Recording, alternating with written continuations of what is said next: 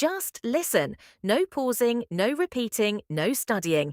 Put it on while you cook, commute, or relax, and let the English come to you naturally. That's it. Today we are at a post office. Someone sends a package, a customer asks about prices and options, and two people chat while waiting in the queue. Everyday English, slow and clear. Let's begin. Scene 1. Sending a package. The post office is small.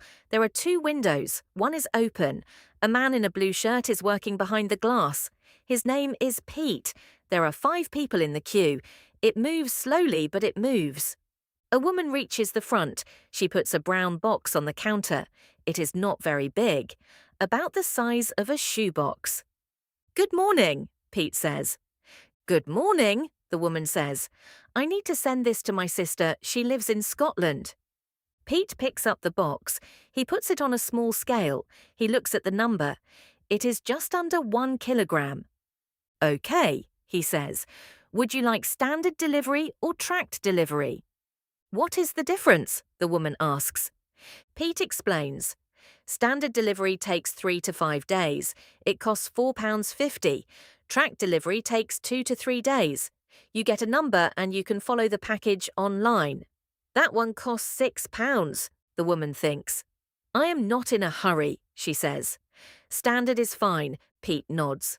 "Can I have the address, please?" The woman gives him her sister's address. Pete types it into the computer.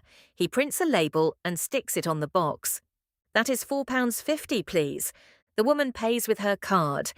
Pete gives her a small receipt. "Your package will arrive in 3 to 5 days, he says.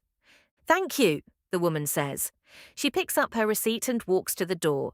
She looks happy. It is done. Scene 2, asking about prices. The next person in the queue steps forward. It is a young man. He does not have a package. He just has some questions. "Hi," he says. "I want to send some letters to different countries. Can you tell me the prices?" "Of course," Pete says. "Which countries?" The young man takes a small piece of paper from his pocket. He reads from it. France, Brazil, and Japan. Pete looks at his screen. "Okay, for Europe, so France, a standard letter costs £1.80. For the rest of the world, so Brazil and Japan, it is £2.40. The young man writes the prices on his piece of paper. "And how long does it take?" he asks. "For France," Pete says, "usually 5 to 7 days. For Brazil and Japan, it can take 10 to 14 days, sometimes a little more." The young man nods. "Is there a faster option?" "Yes," Pete says. "We have an international tracked service. It is faster and you can follow it online, but it costs more. For France, it is £6. For Brazil and Japan, it is £9. The young man thinks, "Okay, I will use the standard letters for now. Thank you." "No problem," Pete says. "If you need stamps, you can buy them here or from the machine near the door." The young man smiles. "Thank you." He steps to the side to let the next person come forward. Scene 3, waiting in the queue.